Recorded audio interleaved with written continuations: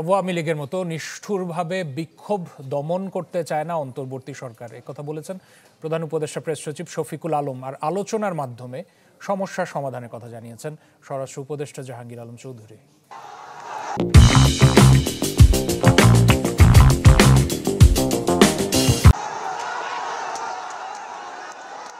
অন্তর্বর্তী সরকার দায়িত্ব নেয়ার পর একের পর এক আন্দোলন, অবরোধ, সংঘাত, নৈরাজ্যে জনমনে ছড়াচ্ছে আতঙ্ক।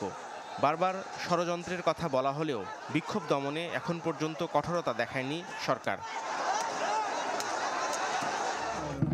মঙ্গলবার সুনামগঞ্জের তাহিরপুরে স্বরাষ্ট্র উপদেষ্টা জানান, আন্দোলন দমনে আওয়ামী লীগের মতো কঠোর হতে চায় না সরকার। আলোচনা করে সমস্যা সমাধানের আশ্বাস দেন তিনি। কঠোর হলে আপনারাই বলবেন যে এরা কোন ইসের আসলে আগের মতোই হয়ে গেছে, আগের মতোই কঠোর হয়ে গেছে। আপনারা কি চান যে আমরা এখানে লেথাল ওয়েপন ইউজ করব? আমরা তো চাচ্ছি না কোনো অবস্থায় আমার ছাত্র ভাইয়ের উপরে কোনো ধরনের লেথাল ওয়েপন ইউজ করব। আমরা চাচ্ছি যে আলোচনার মাধ্যমে যদি সমস্যাটা সমাধান হয় ওটা ভালো, শান্তিপূর্ণভাবে সমাধান। এটা আমারই ছেলে, আমারই ভাই। সচিবালয়ে তথ্য উপদেষ্টা বলেন, জনগণের মধ্যে ক্ষোভ থাকলে শান্তিপূর্ণভাবে সমাধান করা হবে। জনগণের ভিতরে অনেক ধরনের ক্ষুব্ধতা আছে। এখন যেই সময়টা আমরা পার করছি খুবই কি বলা যায়, একটা খুবই দ্রুত একটা ট্রানজিশনাল সময়, পরিবর্তনশীল সময় আমরা পার করছি।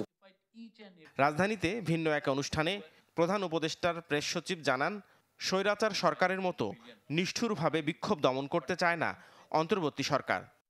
রায়ট কিভাবে কন্ট্রোল করতে হয় এটার জন্য নতুন স্ট্যান্ডার্ড প্রোটোকলের কথা আমরা চিন্তা করছি, যাতে কেউকে আঘাত না করেই আমরা কিভাবে রায়টগুলোকে বা যারা রায়টিং করছেন তাদেরকে আমরা ডিসপার্স করতে পারি। যাত্রাবাড়ির সহিংসতার বিষয়টি তদন্ত হচ্ছে বলেও জানান শফিকুল আলম। নাফিউল ইসলাম লিংকন, চ্যানেল 24, ঢাকা।